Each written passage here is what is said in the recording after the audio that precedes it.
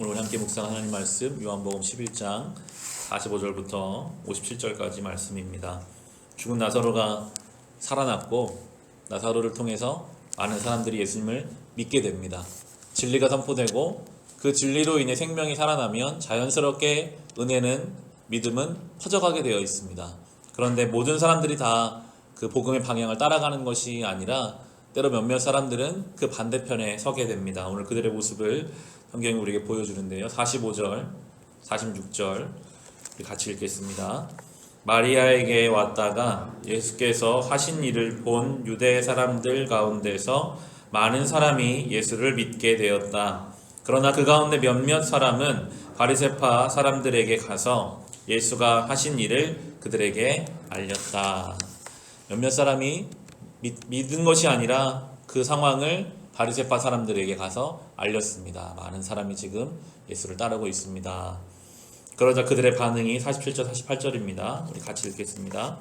그래서 대제사장들과 바리새파 사람들은 공의회를 소집하여 말하였다. 이 사람이 표징을 많이 행하고 있으니 어떻게 하면 좋겠습니까? 이 사람을 그대로 두면 모두 그를 믿게 될 것이요. 그렇게 되면 로마 사람들이 와서 우리의 땅과 민족을 약탈할 것입니다.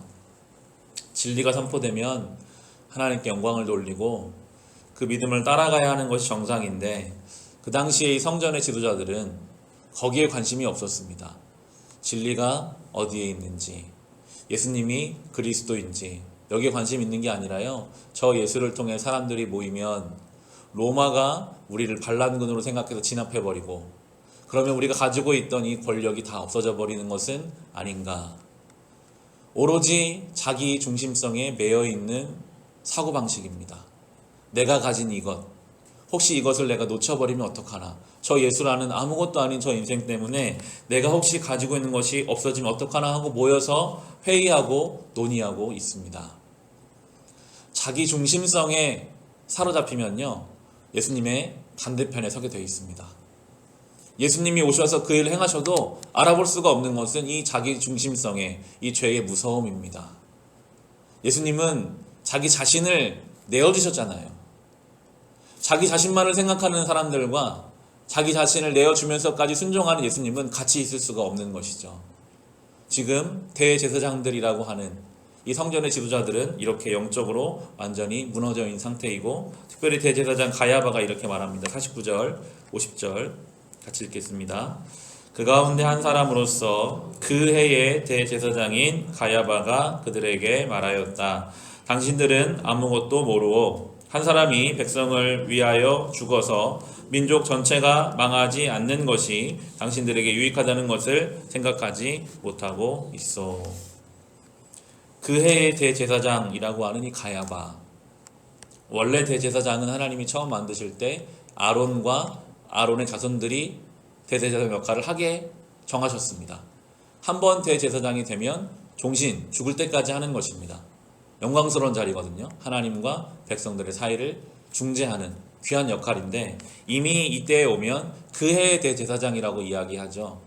그 전에는 이 사람의 장인인 안나스가 대제사장이었습니다.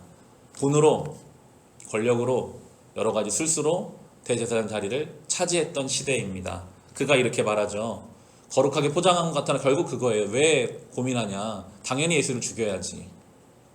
저 예수만 없어지면 우리가 고민하는 모든 것이 다 해결되지 않느냐. 뭘 염려하냐라고 이야기합니다.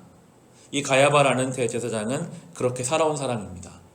내 이익에 반대가 되면 죽이고 없애고 고민할 가치도 없이 생각하는 그러한 모습으로 대제사장이 되어 있는 이 사람은 예수를 죽이는 것이 마땅하다라고 이야기하고 있습니다.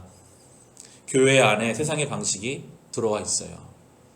내 이익을 위해서는 다른 건 아무것도 생각할 필요가 없다.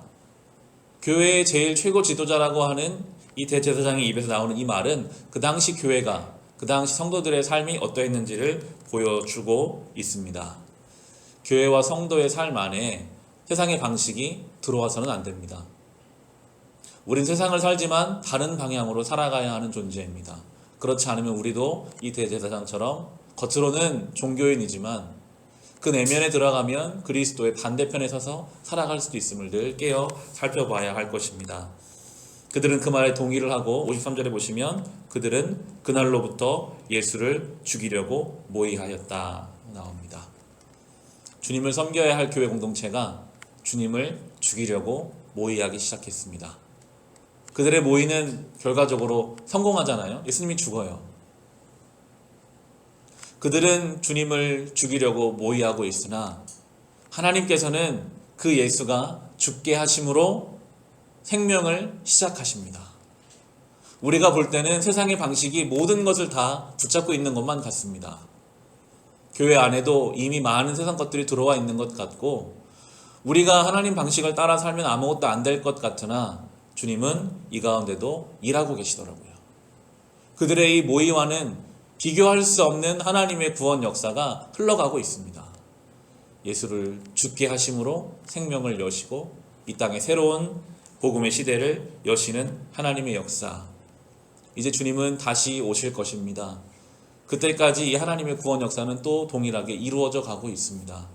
우리는 그 주님의 은혜를 기다리며 세상 속에 살지만 자기 중심성에 얽매여 주님 반대편에 서는 그러한 삶이 아니라 오늘도 자기를 내어주시며 순종하신 예수님의 뒤를 따라 이 믿음의 길을 걸어가고 세상을 살다 보면 그걸 놓칠 수밖에 없기 때문에 예배를 통해 자꾸만 깨어나고 새로워지는 그 은혜 가운데 우리가 살아갈 수 있기를, 그 은혜를 경험하며 살아가게 되시기를 주님의 이름으로 축원합니다.